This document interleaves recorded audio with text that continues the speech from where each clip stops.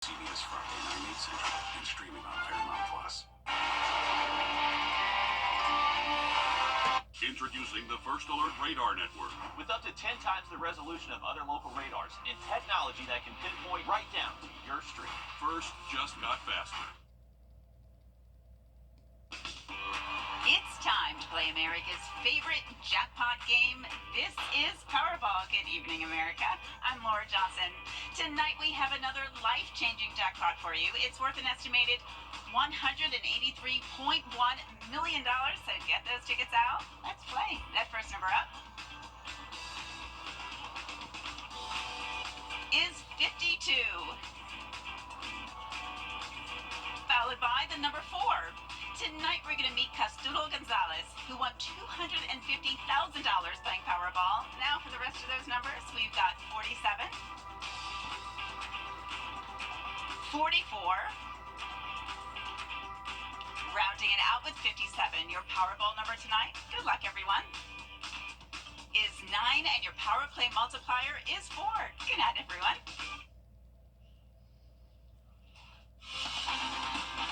Live from Augusta. Breaking news. Thanks for joining us tonight. I'm Zaina Halliburton. We're continuing to follow breaking news from this weekend. Officials say an 18-year-old is wanted and 2 others are in custody in connection to a murder on Cooney Circle. According to the sheriff's office, Tyrell Tillman has multiple outstanding warrants, including possession of a firearm during a crime. Deputies say Tillman is known to be in the area of the Jennings Place apartments and should be considered armed and dangerous. 2 other suspects, 16-year-old Lucas Bradley and 16-year-old Tavion Harden, were taken into custody in connection to this case. Richmond County investigators say 32-year-old James Wise is the victim of the deadly shooting. Mark Bowen says Wise was shot at a home on Cooney Circle. An autopsy has been scheduled. Wise's death makes for the 7th murder in Augusta this year.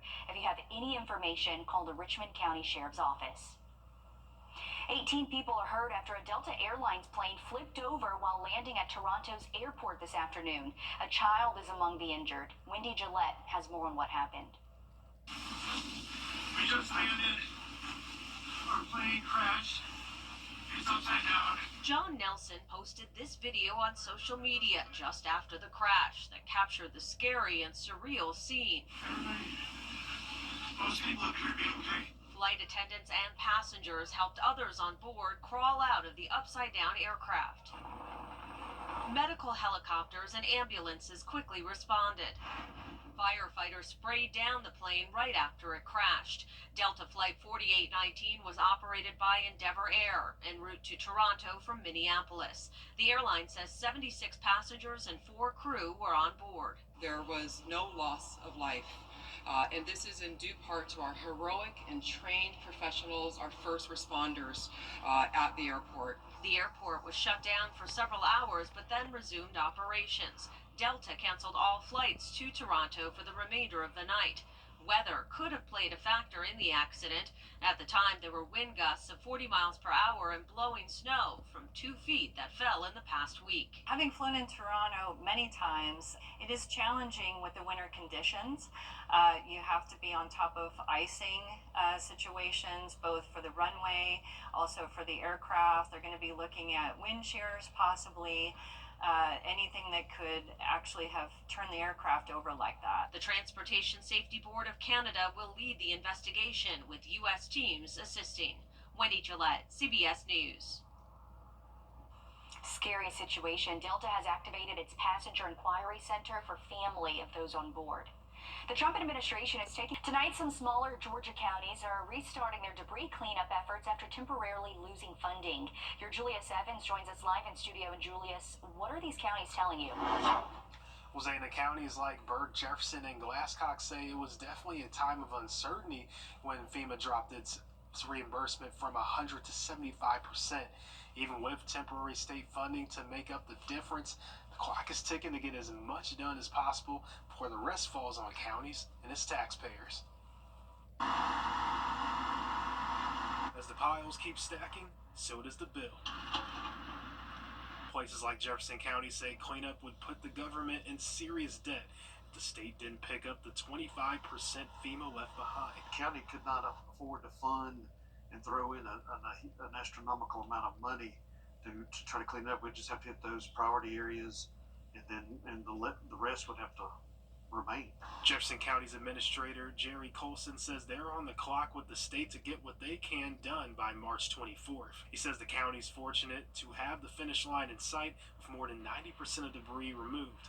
Others aren't so lucky. In smaller counties, Glasscock stopped operations until today to avoid potential debt and severe burden on taxpayers. Our budget would not even stand 10% of what this cost to do this, because with all this equipment running, I'm saying that we couldn't even stand a week of having this equipment running. Burke County says it's lucky to have funds set aside in reserves to pay for the $1 million difference if the state does not step up. The biggest concern isn't finishing cleanup now, but what cleanup would look like in the future if something like this happens again. These type projects come along every 6 to 10 years or so, and you wonder what's going to happen the next time. Is there going to be a FEMA? Is it going to get funded, or is the state going to be left to pick up the tab? In Jefferson County, they say in order to meet the deadline, they've already brought in more trucks to help in cleanup. Burke, Glasscock, and Jefferson County say they expect to finish debris removal in the next coming weeks. And they are certainly working hard out there. A lot of our counties trying to get that cleanup done as fast as possible. Thanks, Julius, for that. FEMA's new Disaster Recovery Center for Richmond County is almost here. The agency announced it's moving to the Diamond Lakes Regional Library in Hepzibah. This comes after the previous location at the hub closed its doors Friday. The new location was closed for President's Day, but starting tomorrow, it'll be open from 8 to 5:30 Monday through Friday. It'll officially close on the 28th. Starting today, a part of a major downtown road is closed from 15th Street to St. Sebastian Way. Broad Street is closed for construction. Officials say a detour is in place and to expect delays when traveling through the area. The City of Augusta and Burke County Board of Education are having their last homestead exemption meetings tomorrow. This will be your last chance to tell officials how you feel about the exemption. Burke County Board of Education's meeting will be at the Burke County Board of Education at 4 o'clock. The City of Augusta having the meeting at the Leon Beard Commission Chamber in the Municipal Building at 11 o'clock. Today's President's Day, and you probably didn't know that a former president has ties to the CSRA. Today, a historic downtown location celebrated America's 28th president and his roots in Augusta. President Woodrow Wilson lived on 7th Street when he was a boy. Wilson's father was a pastor at First Presbyterian Church on Telfair Street. As a boy here in Augusta, he was a typical boy. He played baseball. In fact, he was on a baseball team here with some contemporaries of Joseph Lamar, who became an associate justice of the Supreme Court. So in Augusta, Georgia, it's the only place who has a future president and a future justice playing baseball on a team here in Augusta. All right, the things you learn here at home. The Wilson family lived in Augusta for 13 years before moving to Columbia, South Carolina. Today, the home was open for tours in honor of President's Day. Arubis Richmond is hosting a hiring event tomorrow. The company is looking for operators, material handlers, industrial maintenance, mechanics, and E&I techs to join the team. It'll be at Augusta Tech from 8 to 3 o'clock. Mikkel. We are tracking our next weather maker moving in by Wednesday, so an unsettled pattern for the middle of this week. We'll look at the forecast coming up next. While prices soar due to tariffs, the White House is defending the trade policy. Coming up here with the White House trade advisor has to say. Help us feed hungry children. Our goal is to feed 2 million meals to hungry children this year, and you can help us when you round up at Parker's Kitchen. We're going to match 25% of your donation. You know that feeling when you realize that you've missed something big? At News 12, we're on your side from the latest news happening now. To the first alert, keeping you prepared. No other team has you covered like we do. From breaking news to the moments that make a difference, we bring it all straight to you. Don't be the last to know. Instead, stay ahead for anything that comes your way. Your news, your weather, your team, every night. WRDW Evening News, on your side so you stay ahead. Here at the Edgefield Butcher Shop. In Georgia, Coweta County was hit hard Sunday morning during the storms. A man living in a mobile home park says he was sleeping on the couch when a massive limb fell directly onto his home and crushed half of it. Something very similar happened a block up from the road. A couple were sleeping when they heard a loud crash. It was a tree that missed their home and heads, but it did not miss their new car. At first I'm like, it could be nothing. So something was just like, just look out the window. And then I look out the window, and it's a big old tree just laying on top of my car, inches away from my bedroom. Frightening, but again, lives cannot be replaced, but material things can. Coweta County Fire Rescue says in all, there were about 60 emergency calls during the storm and 6 trees fell on homes. One person in Atlanta died after a tree fell on their home. As we head to break, we're giving you a live look at your winning lottery numbers.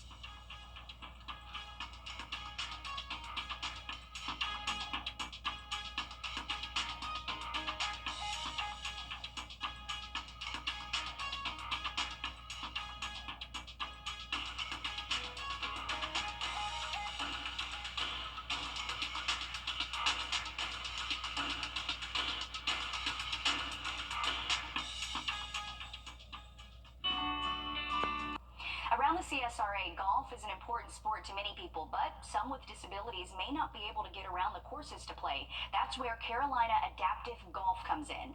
The nonprofit promotes inclusion in golf for those with special or adaptive needs, as well as veterans recovering from physical or mental trauma.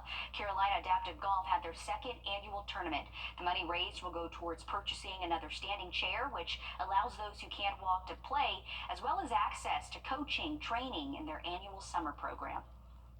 Essentially, our message is being able to overcome any kind of unique challenge or ability that we might be facing in life through challenges, and have fun, right? Having fun and learn from experience. It's inspiring to see, the support behind this community, want to not only serve in the community but help others, and going out of their way and taking time from their day to come and help support our cause.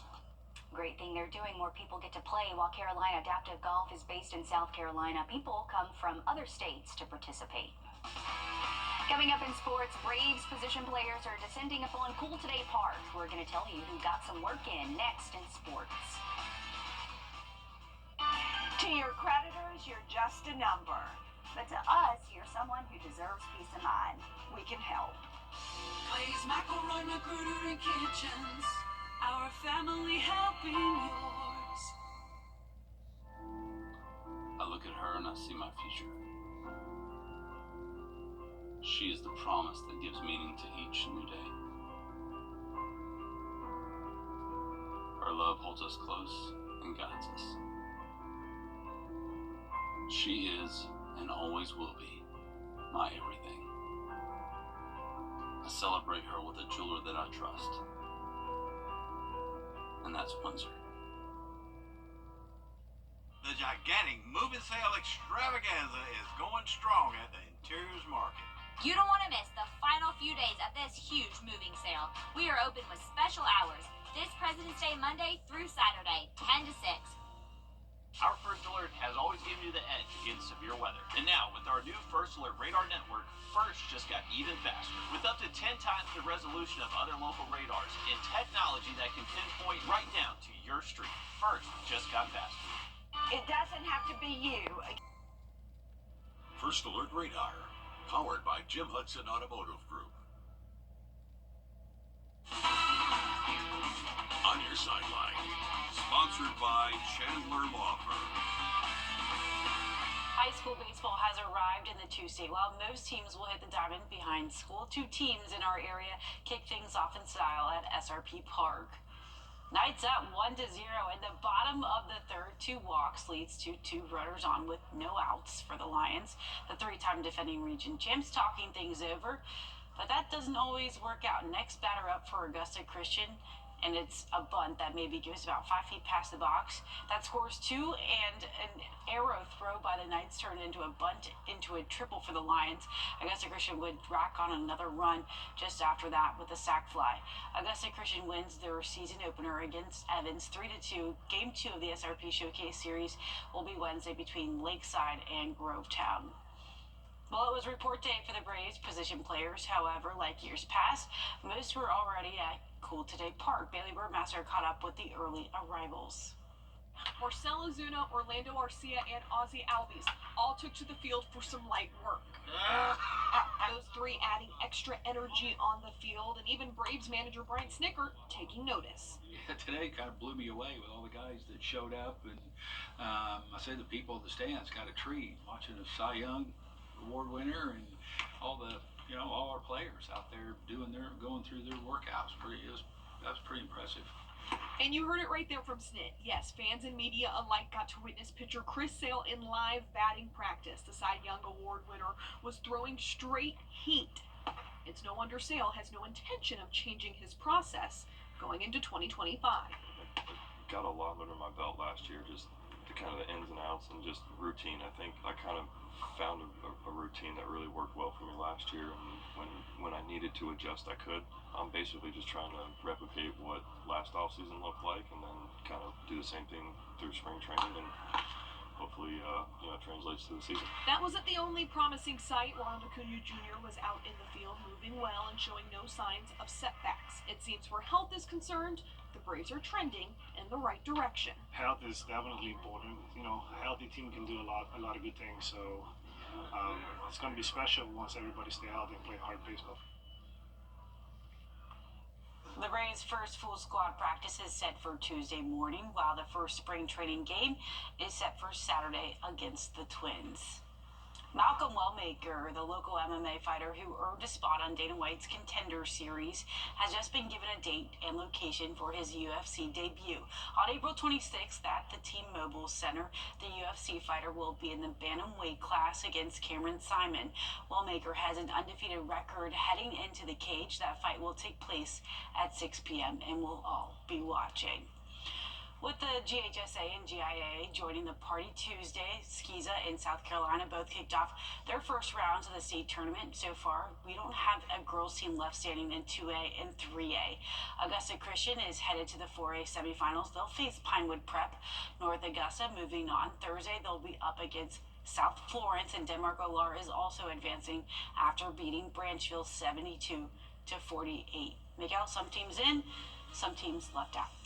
That's right, Alyssa. Some of those scores looking good out there. Some not so much. But hey, good seasons for everyone. And we're looking at temperatures a lot colder by the middle of the week with some rain moving in by Wednesday and some breezy conditions for your Thursday. We'll talk about it in your full forecast, or your final forecast rather, coming up. Time and temp, brought to you by your First Alert weather team. No matter what you're feeling through the screen right now. Our First Alert commitment to you is the power of 5 meteorologists. All the tools, the latest technology, and the first team of 5 meteorologists. News 12's First Alert weather on your side. For tonight, we'll see temperatures below freezing, waking up tomorrow morning, and haven't been able to say that since January 30th, so a little over 2 weeks. It's impressive for it to still be winter, but we're looking at rain chances moving in for your Wednesday. Some wind by Thursday, 22-30 mile an hour gusts look possible. It's going to be cold as well, temperatures in the 40s, so that wind chill is going to be a big factor for your Thursday. By Friday morning, we're looking at morning lows in the low 20s. Okay, keep the jackets close. Yeah, it's the winter still here. Thanks, Miguel. That's all our time for News 12 at 11. Thanks for watching. If you're up early, you can tune in to News 12 this morning, starting at 4:30. Have a good night. Do you owe